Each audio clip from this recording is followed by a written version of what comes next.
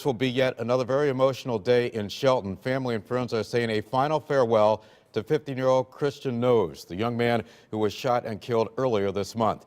News 8's Kent Pierce live outside of St. Joseph Church in Shelton this noon with more on that. Kent? And Keith, just moments ago, the funeral procession left St. Joseph's Church heading to the cemetery for the burial in Derby.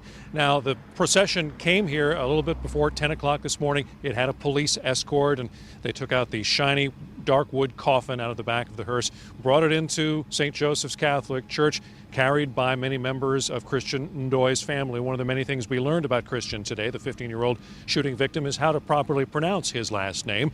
It is Albanian and it is pronounced Ndoye, we found out today. The funeral mass was held both in Albanian and in English. Christian came to this country from Albania with his family about 6 years ago.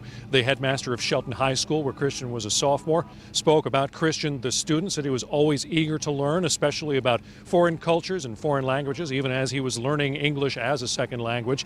And the Monsignor here at the church spoke too, talking about Christian as a young boy who felt very at home in the church, would sometimes come by just ask questions of the priests about life in general and life in the United States. Here's what the Monsignor said. A young man who really did stand out in so many ways. Athletic, intelligent, good-looking.